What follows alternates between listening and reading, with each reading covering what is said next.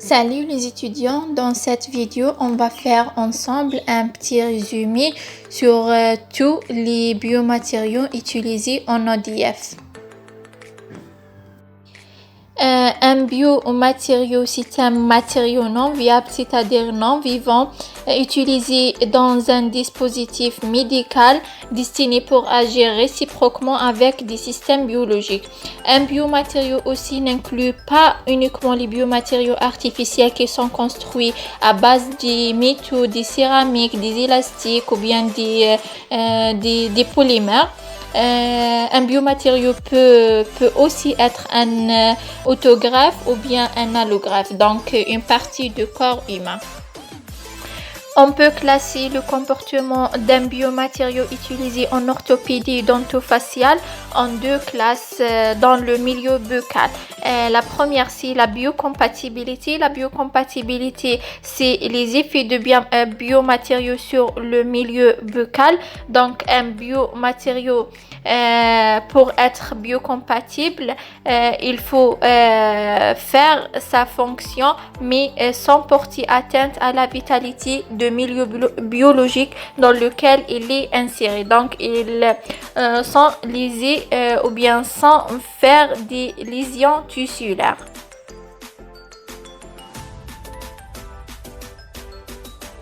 La deuxième, c'est la biodégradation. La biodégradation, c'est les effets de milieu biologique sur le biomatériau. Et leur définition exacte, c'est la dégradation des caractéristiques d'un biomatériau. Cette dégradation créée ou bien causée par l'environnement biologique dans lequel il fonctionne. Donc, l'origine de la dégradation ou bien la cause de la dégradation, c'est peut-être d'ordre électrochimique comme par exemple la corrosion, ou bien d'ordre biologique comme par exemple ou bien principalement c'est les attaques microbiennes. Donc, cette dégradation va causer ou bien le biomatériau ne peut plus remplir sa fonction correctement et aussi il peut devenir dangereux parce qu'il va libérer des produits toxiques de dégradation.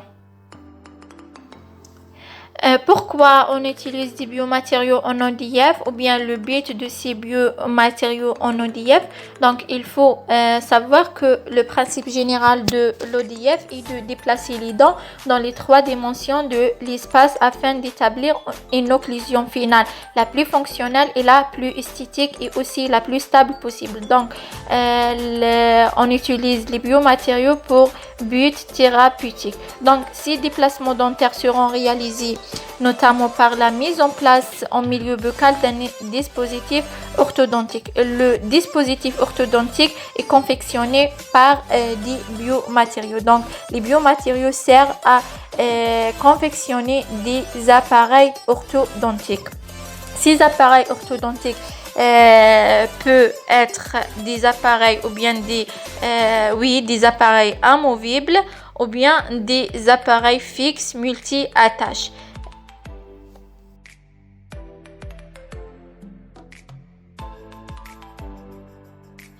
Les premiers biomatériaux et les points de départ de chaque traitement orthodontique, c'est l'alginate et le plâtre. L'alginate pour copier les détails de la cavité buccale et faire l'empreinte des cavités buccales, et les coller sur un modèle de plâtre pour aider l'orthodontiste pour faire ses calculs sur un modèle de plâtre et mieux travailler.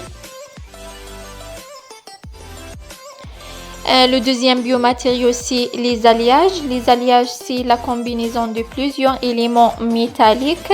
On peut citer les alliages à base d'or. Ce sont les alliages les premiers utilisés, mais à cause de leur coût élevé, ils sont remplacés par les aciers inoxydables.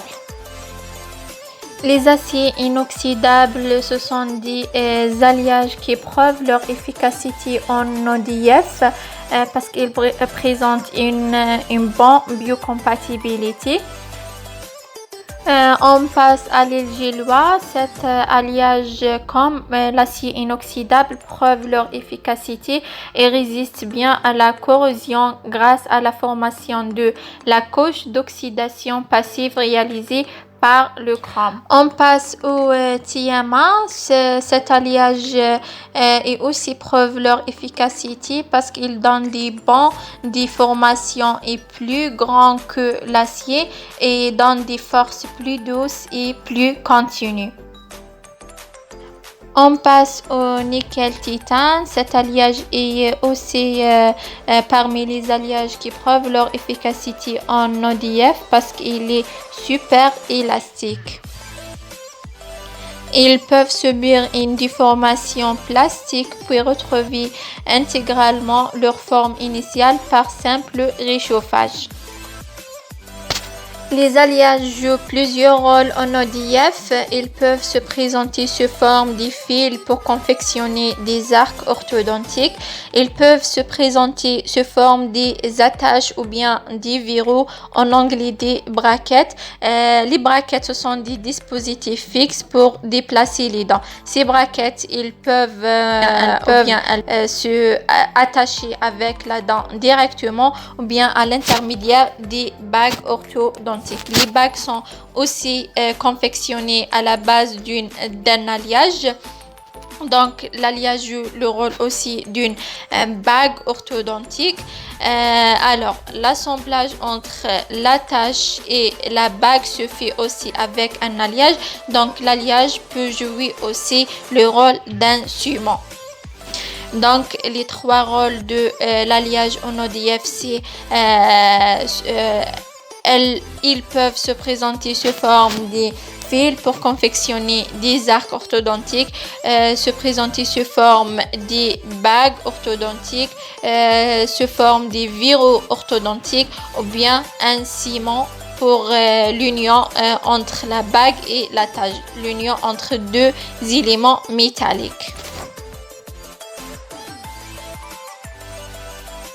On passe au troisième biomatériau, c'est les céramiques. Les céramiques, ce sont des produits ni métalliques ni polymériques, incluant des matériaux tels que les pierres précieuses, les verres et les oxydes et les métalliques. Les céramiques, ce sont des produits inertes, présentent une grande biocompatibilité, ne provoquent ni allergie, n'absorbent pas de l'eau, ne se tachent pas et ne se décolorent pas.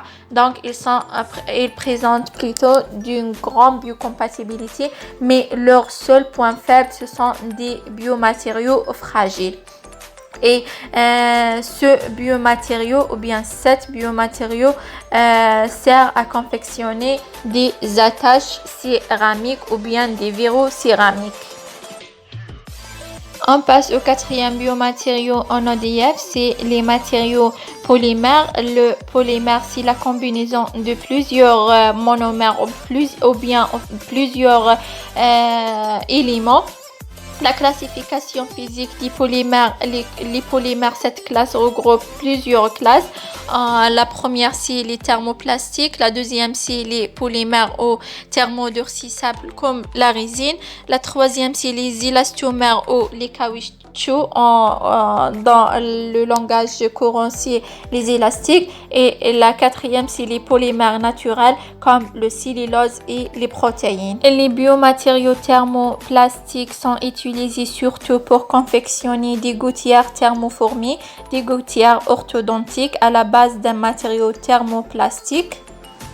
Les matériaux thermodurcissables sont généralement présentés par la résine acrylique. La résine, c'est la combinaison de la poudre à la base d'un polymère et un liquide à la base d'un monomère. Elle se présente sous différentes formes, la forme translucide, la forme en couleur et la forme en paillettes. Le seul point faible de ce biomatériau, c'est elle est faible à l'abrasion, et la résine, elle sert en ODF à faire ou bien à confectionner des plaques en résine. On passe aux élastomériques. Les élastomériques sont des produits, ce sont des biomatériaux qui supportent une grande déformation et cette déformation elle est totalement réversible, présentée par les caoutchoucs et les élastiques surtout. Mais ces biomatériaux sont incapables d'exercer une force constante pendant une longue période parce qu'ils à cause d'une biodégradation fonctionnelle. Et une biodégradation à cause de l'environnement buccal parce que l'environnement buccal est un milieu agressif et un facteur d'aggravation et d'aggravation de vieillissement et d'aggravation de la porosité des élastomères. Et enfin, l'utilisation orthodontique des élastomères sous forme des élastiques orthodontiques, des chaînettes élastomériques orthodontiques, des ligatures élastomériques orthodontiques et les gouttières élastomériques orthodontiques.